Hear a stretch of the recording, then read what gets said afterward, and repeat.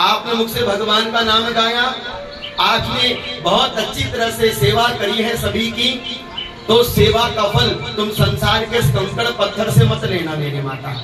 ये संसार का कंकड़ पत्थर कमाना बहुत बड़ी बात नहीं है। मेहनत करोगे, परिश्रम करोगे, खूब अथक प्रयास करोगे, तुम्हें संसार की दौलत मिल जाएगी। मैं ये नहीं कह रहा हूं कि संसार की संपत्ति कमाना गलत है। खूब पैसे वाले बनो, खूब धनवान बनो, खूब मेहनत करो, पुरुषार्थ करो, खूब एड़ी चोटी का जोर लगाओ, अपने आप को खपा दो, लेकिन अपने को अच्छा बनाने का प्रयास करो, खूब संपत्तिवान बनने का प्रयास करो। लेकिन निवेदन केवल इस दास का यही है कि आप भगवान की पूजा पाठ करते हो, धर्म कर्म दान पुण्य भगवान का नाम लेते हो, तो इससे ये मत निकालना कि भगवान ने मुझे वो नहीं दिया जो मुझे चाहिए, क्योंकि मेरी माँ याद रखना, भगवान आपको वो नहीं देता जो आपको अच्छा लगता है, भगवान आपको वो देता है जो आपके लिए अच्छा होता है। संसार की वस्तु मिले या ना मिले, लेकिन आपकी पूजा पाठ दान पुण्य ने आपको कम से कम भागवत की कथा तो दे दी। ये संपत्ति कोई कम है क्या? मेरी माँ, मैं अभी भी कह रहा हूं, यहाँ पर आना बहुत कठिन है, यहाँ तक पहुंचना बड़ा कठिन है। भूल जाइए आप कथा सुनने की बात, यहाँ तक आना ही सबसे कठिन काम है, बाकी कथा सुनना तो बात की बात रही। इसलिए भगवान से कहो कि मेरे प्रभु आपका धन्यवाद कि आपने मुझे अपनी शरण में 7 दिन दे दिए। मैं तो संसार में इतना व्यस्त हो चुका हूँ कि मैं आपकी कथा को नहीं सुन पाता, लेकिन आज आपने मेरे ही गांव में, मेरे ही नगर में ये भागवत की गंगा बहा दी है। अब अगर मैं भागवत की गंगा में जाकर डुबकी ना लगाऊं तो ये तो मेरा ही दोष है ना। भागवत की गंगा और हरिद्वार की गंगा, प्रेम से एक बार बोलिए राधे राधे। अच्छा मेरी माँ, भागवत की गंगा और भागीरथ की गंगा, भागीरथ की गंगा कहाँ पर है? हरिद्वार में, और भागवत की गंगा हमारे पास। अब दोनों में अंतर देखिए कितना सुंदर है। भागीरथ की गंगा जो हरिद्वार में है, वो गंगा आपके दरवाजे तक नहीं आएगी, आपको जाना तो गंगा जी ही पड़ेगा, भागीरथी जाना पड़ेगा, हरिद्वार जाना पड़ेगा। हरिद्वार जाओगे तो डुबकी लगा के बोलोगे ना हर हर गंगे, लेकिन आप उस भागीरथ की गंगा को अपने गांव नगर में लेकर नहीं आ सकते। आप सोचोगे कि फावड़ा पकड़ो और जहां से गंगा जी निकलती है उस वहां से एक बना दो फावड़े से धार और गंगा जी पहुंच जाए हमारे द्वार। ऐसा तो नहीं हो सकता मेरी माता। हो सकता तो बताओ, नहीं हो सकता। इसीलिए मैं कह रहा हूं कि भागीरथ की गंगा में और भागवत की गंगा में मात्र केवल यही अंतर है कि यदि आपको हरिद्वार की गंगा में स्नान करना है तो आपको हरिद्वार जाना होगा, फिर जाकर आपको गंगा जी में डुबकी लगाना होगा। लेकिन ये कितनी कृपा है हमारे प्रभु की, कितनी अनंत कृपा है ठाकुर जी की कि आपको कहीं नहीं जाना, आपके द्वार में ही भागवत की गंगा आई है। अरे भैया, भागीरथ की गंगा तो केवल तन को निर्मल करती है, भागवत की गंगा तो तन मन पूरी आत्मा को पवित्र कर देती है। ये भागवत की गंगा में जिसने गोते लगाए उसका कल्याण हो गया। और दूसरा अंतर मुझे सबसे अच्छा लगता है, अच्छा कोई गंगा जी में डूब गया तो क्या होगा? हाँ, कोई गंगा जी में डूब जाए तो क्या होगा? कोई गंगा जी में डूब जाए तो मौत आनी ही आनी है। इसलिए सच्ची सच्ची बात कहूं, गंगा जी में डूबे तो मृत्यु निश्चित है, और भागवत की गंगा में डूबे तो भैया मुक्ति निश्चित है। इसलिए भागवत की शरण में आकर बैठ जाए और एक बार प्रेम से बोलिए राधे राधे। जरा जम के बोला मेरी माँ, और जोर से बोलो, थकान मिट जाएगी। एक बार और प्रेम से बोलो। ये भागवत की महिमा है, और भागवत की कथा को सुनने से पहले अगर मैं कहूं आपसे कि भागवत की कथा क्यों सुननी चाहिए, किस लिए सुननी चाहिए, तो ये प्रश्न का उत्तर पाने के लिए आपको भागवत की कथा के महात्म्य में उतरना पड़ेगा। महात्म्य का अर्थ होता है भगवान की कथा की महिमा, जिसको सुनने के लिए आप यहाँ पर बैठे हैं। कथा सुनने के बाद अगर आपके पति देव ने पूछा कहां से आ रहे हो, हम भागवत की कथा से आ रहे हैं। बच्चों ने पूछा कहां से आ रहे हो माँ, भागवत की कथा से आ रहे हैं। और पूछ लिया उन्होंने कि भागवत क्या है, तो क्या बोलोगे उनको? ये कथा कहानी नहीं है। भागवत की कथा किससे कहानी नहीं है। भागवत की कथा संसार की बातें नहीं है। ये भागवत की कथा भगवान की चर्चा है। आप थोड़ी देर अपने आप को भगवान से जोड़ते हो और भागवत भगवान आपको अपने जैसा बनाने का प्रयास करते हैं। इसलिए भागवत की ये निर्मल गंगा आपको भागवत के महात्म्य की ओर लेकर जा रही है। अच्छा कहते सुनो, अगर आपने सुनना है, समझना है, चाहते हो कि मेरे घर में सुख समृद्धि का वास हो, चाहते हो कि मेरा और मेरे परिवार का कल्याण हो, चाहते हो कि हम सभी खुश रहें, आनंद में रहें, अपने आप में मगन रहें, तो एक छोटा सा काम करो, ये भागवत की महिमा को जरा सुनो। महात्म्य में पहले अध्याय से लेकर 6 अध्याय हैं और श्री वेदव्यास जी महाराज भागवत की अनंत महिमा का रसास्वादन हम भक्तों को भगवान की सुंदर रूप गुण राशि लीलाओं से करा रहे हैं। ये भागवत जी का पहला श्लोक है और ये भागवत जी का पहला श्लोक हम सभी को आना चाहिए। इसलिए मैं चाहूंगा कि मेरी माता आप भी मेरे साथ भागवत जी का ये पहला श्लोक जरा बोलिए, जोर से बोलना। पहले हम बोलेंगे, फिर भागवत जी का यह पहला श्लोक आप लोगों ने बोलना है। बोलिए, हाथ जोड़िए सभी माताएं मेरी, सभी भक्त हाथ जोड़ के बैठो और भागवत के इस पहले श्लोक को मेरे साथ बोलो। बोलिए कि सच्चिदानंद रूपाय विश्वोत्पत्त्यादि हेतवे तापत्रय विनाशाय श्री कृष्णाय वयं नुमः। ये भागवत जी का पहला श्लोक है, आपको आना चाहिए। रोज बोला करो श्लोक को। सच्चिदानंद रूपाय विश्वोत्पत्त्यादि हेतवे तापत्रय विनाशाय श्री कृष्णाय वयं नुमः। भागवत जी के इस प्रथम श्लोक में सुंदर भगवान के रूप गुण कर्म लीला का व्याख्यान करते हुए कहते हैं कि जिस कृष्ण को तुम पूज रहे हो, जिस कृष्ण का तुम चिंतन कर रहे हो, वो कृष्ण तुम्हारा कैसा है। तो भागवत जी कहते हैं सुनो, सच्चिदानंद रूपाय। भगवान कैसे हैं? बोले भगवान के 3 स्वरूप हैं। पहला स्वरूप है सत, दूसरा है चित, तीसरा है आनंद। ये भगवान के 3 स्वरूप हैं। इस बात को ऐसे समझो कि भगवान सत के रूप में सत्य हैं, चित के रूप में चैतन्य है और आनंद के रूप में भगवान घट घट में व्याप्त है।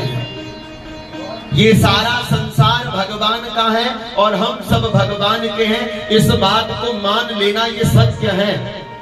तुमने संसार को सत्य माना है, लेकिन ग्रंथ कहता है कि ये संसार तो झूठा है, असत्य है, क्योंकि जो सत्य होता है वो कभी आपके और आप से दूर नहीं होता। ये संसार मरने के बाद छूट जाएगा, सारी संपत्तियां छूट जाएंगी, लेकिन एक सत्य परमात्मा ऐसा है जो कभी नहीं छूटता। इसलिए हम परमात्मा का पहला रूप देखते हैं सत्य के रूप में। भगवान का पहला स्वरूप है सत्य, कि भगवान ही सत्य है, बाकी संसार में सब कुछ असत्य है। हमको केवल प्रीति रखनी है तो अपने भगवान से रखनी है। सत्य के ही संकल्प पर हमको चलना चाहिए। ये सत्य भगवान है। दूसरा भगवान का रूप है चैतन्य, जो कण कण में परमात्मा आत्मस्वरूप रूप में विराजमान है। आप ये शरीर जिसको देख रहे हैं, ये शरीर कब तक है? बोले जब तक इसके अंदर चैतन्यता है। चैतन्यता का अर्थ है कि जब तक तुम्हारे अंदर तुम्हारी आत्मा रूपी परमात्मा विराजमान है, तब तक ये शरीर संसार के प्रत्येक क्रियाकलाप को करेगा। लेकिन जैसे ही ये शरीर से ये दिव्य आत्मा बाहर निकल जाती है, तो ये बोलने वाला शरीर अब नहीं बोल सकता, देखने वाला शरीर अब नहीं देख सकता, सुनने वाले कान अब सुन नहीं सकते, बोलने वाली वाणी अब बोल नहीं सकती, कर्म करने वाले हाथ अब कर्म कर नहीं सकते, चलने वाले पैर अब चल नहीं सकते। ये शरीर जो तुमने अपना और संसार को दिया था, अब ये शरीर किसी काम का नहीं। जब ये आत्मा शरीर से बाहर निकल गई, शरीर बंजर हो गया, बेजबान हो गया, शरीर जड़ की भांति, पत्थर की भांति, एक मिट्टी के घड़े की भांति पड़ा रह गया। अब इस शरीर का कोई अर्थ निकल कर नहीं आया। जब तक चैतन्य स्वरूप परमात्मा, ये चित्त स्वरूप परमात्मा, ये दिव्य आत्मा आपके और हमारे अंदर है, तब तक तुम संसार के हो। लेकिन जिस दिन ये आत्मा शरीर से निकल जावे, उस दिन ये शरीर जिसको तुम अपना और संसार का माना बैठे थे, ये शरीर से बदबू आना शुरू हो जाएगी, दुर्गंध आना शुरू हो जाएगी। घर परिवार वाले बोलेंगे ज्यादा देरी मत करो, अब ये शरीर को शमशान में जाकर अग्नि के भेंट चढ़ा दो। ये शरीर की केवल इतनी सी हैसियत रह जाती है। तुम ये सोचते हो कि ये शरीर मेरा है, ये बल मेरा है, ये बुद्धि मेरी है, ये विवेक मेरा है, लेकिन क्यों भूल जाते हो? जब तक तुम्हारे अंदर तुम्हारा वो चैतन्य स्वरूप परमात्मा बैठा है, तब तक तुम अड़क सकते हो, तब तक तुम बोल सकते हो। लेकिन जिस दिन वो निकल जावे, हम बोलने के लायक नहीं रहते। दुनिया हमारे लिए बोलती है, फिर राम राम सत्य है, बाकी सब असत्य है, कुछ हमारे पल्ले नहीं पड़ता। इसलिए भागवत की कथा का ये पहला श्लोक कहता है कि सबसे पहले तुम भगवान को अपना मानो, और तुमसे कोई पूछे कि तुम्हारा भगवान कैसा है, तो भगवान केवल सत्य है और कुछ नहीं। परमात्मा चैतन्य है जो घट घट के अंदर व्याप्त है।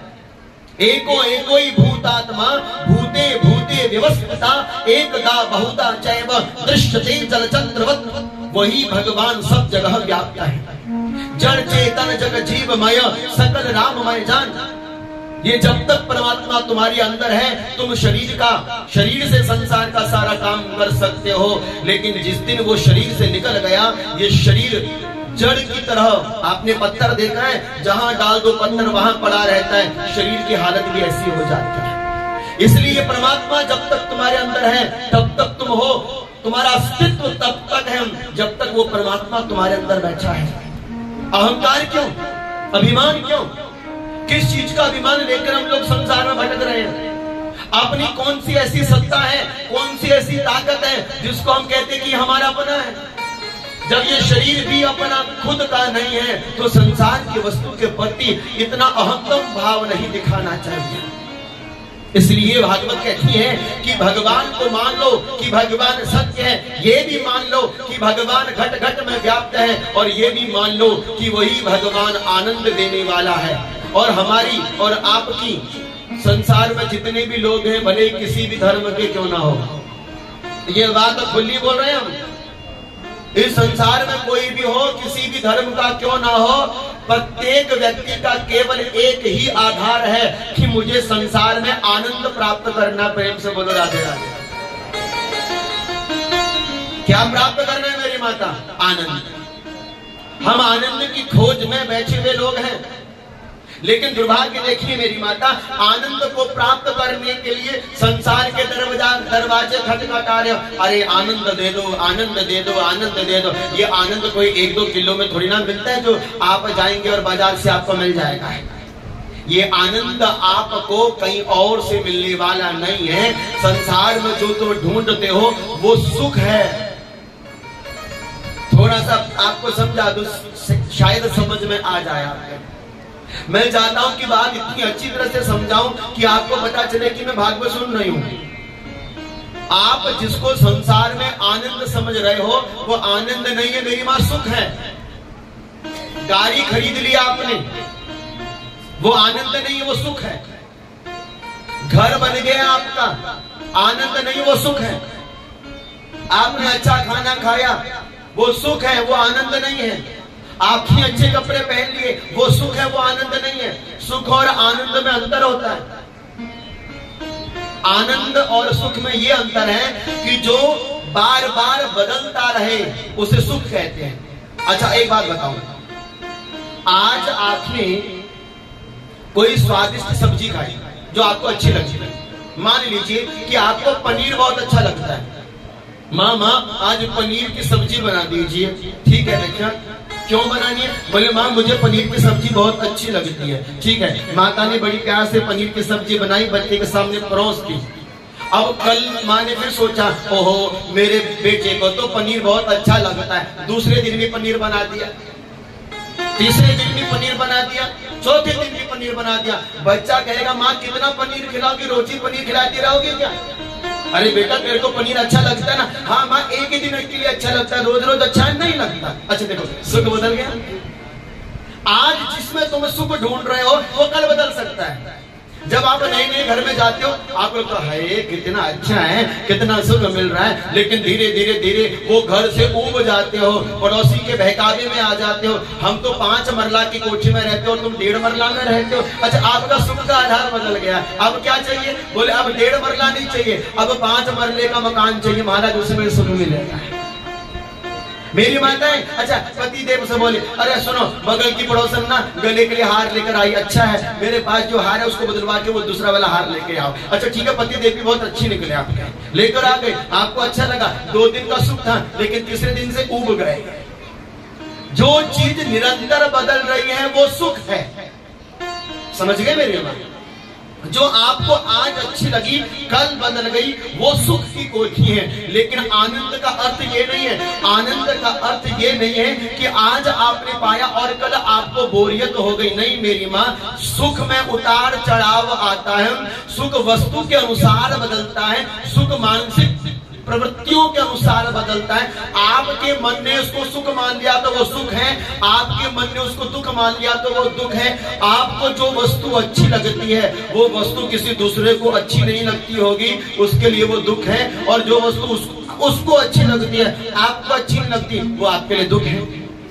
आपके मन ने जिस भाव को, जिस प्रवृत्ति को, जिस मानसिकता को अपने मन में बैठा लिया वही सुख और वही दुख के रूप में बदल जाता है। इसलिए सुख उसे कहते हैं जो बार बार ऊपर नीचे बदलता रहता है, जो डिमांड करे वो सुख है। और आनंद कभी बदलता नहीं, आनंद स्थिर रहता है, आनंद में परिवर्तन नहीं होता, आनंद सदैव नित्य बना रहता है। आनंद में किसी भी प्रकार का कोई उतार चढ़ाव नहीं आता। जिस आनंद को तुमने प्राप्त कर लिया वो ना आनंद बड़ा है ना आनंद छोटा है, ना आनंद की अपनी कोई विशेष कोटि है। आनंद का मात्र केवल एक ही अर्थ है, तुम्हारे जीवन में सुख आएगा तो भी तुम मुस्कुराओगे और जीवन में दुख आएगा तो भी तुम्हारा चेहरा कभी उलझेगा नहीं, मुस्कान चेहरे पर बनी रहेगी। आज खाने को मिल गया तो भी राधे राधे, नहीं मिला खाने को तो मुस्कुरा कर बोल दोगे आज एकादशी थी।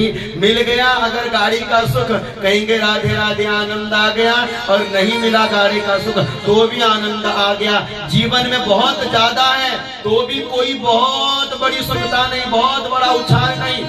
जीवन में बहुत ज्यादा है तो भी अपने आप में स्थिर बने बैठे हो, जीवन में कम है तो भी आनंद में बैठे हो। आनंद में उतार चढ़ाव बदलाव नहीं आता, आनंद सदैव स्थिर रहता है, सदैव चिरमान रहता है, उतार चढ़ाव आनंद में कभी नहीं आता। इसलिए अमल अगोचर अनंत है आनंद। इसलिए सुख की तलाश को छोड़ दीजिए, आनंद के चरण को पकड़ लीजिए। और आनंद को ढूंढने के लिए आपको संसार के किसी मकान दुकान में नहीं जाना है। आनंद को प्राप्त करने के लिए आपने केवल भागवत की कथा में आना है। जैसे आपको पता है कि दूध है और दूध से मलाई और मलाई से तपकर घी निकलता है, लेकिन दूध में घी दिखाई नहीं देता, ऐसे ही आनंद संसार में है लेकिन आनंद दिखाई नहीं पड़ता है। उस आनंद को प्राप्त करने के लिए आपको भागवत रूपी दूध में आना पड़ेगा और मन रूपी मंथन करना पड़ेगा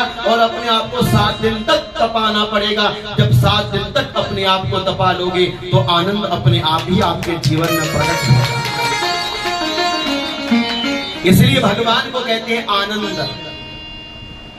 श्याम प्यारे से जिसका संबंध है, मुरली वाले से जिसका संबंध है, उसको हर घड़ी आनंद ही आनंद है, उसको हर घड़ी आनंद ही आनंद है। श्याम प्यारे से ओ मुरली वाले से, श्याम प्यारे से जिसका संबंध है, उसको हर घड़ी आनंद ही आनंद है, उसको हर घड़ी आनंद ही आनंद है। जिसके हृदय में राम नाम बंद है, जिसके हृदय में राम नाम बंद है, जिसके हृदय में राम नाम बंद है, जिसके हृदय में राम नाम बंद है, उसको हर घड़ी आनंद ही आनंद है, उसको हर घड़ी आनंद ही आनंद है। जय जय राधा रमण, जय जय राधा रमण, जय जय राधा रमण, जय जय राधा रमण, जय जय राधा रमण, जय जय राधा रमण, जय जय राधा रमण, जय जय राधा रमण, जय जय राधा रमण, जय जय राधा रमण, जय जय राधा रमण, जय जय राधा रमण, जय जय राधा रमण, जय जय राधा रमण, जय जय राधा रमण, जय जय राधा रमण। जिसके हृदय में राम नाम बंद है, जिसके हृदय में राम नाम बंद है, उसको हर घड़ी आनंद ही आनंद है, उसको हर घड़ी आनंद ही आनंद है। हरि बोल।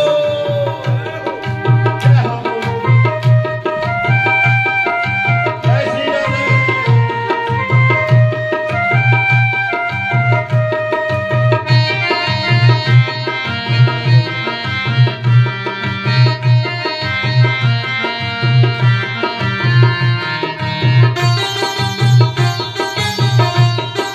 श्री राधे।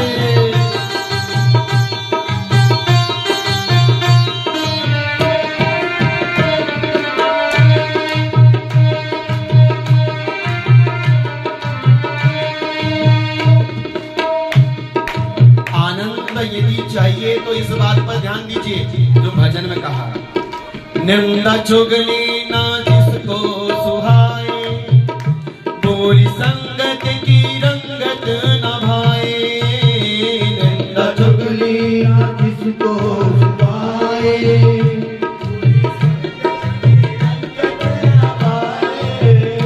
निंदा चुगली ना।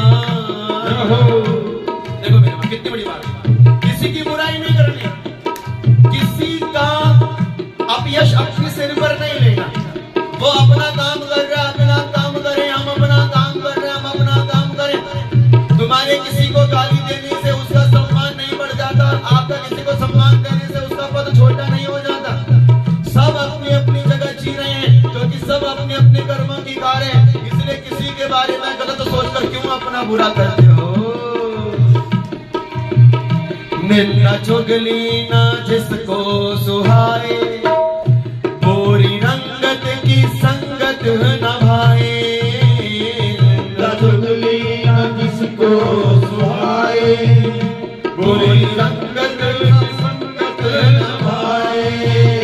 जिसके हृदय में, जिसके हृदय में, जिसके हृदय में, जिसके हृदय में बाल मुकुंद है, जिसके हृदय में बाल मुकुंद है, उसको हर घड़ी आनंद ही आनंद है, उसको हर घड़ी आनंद ही आनंद है।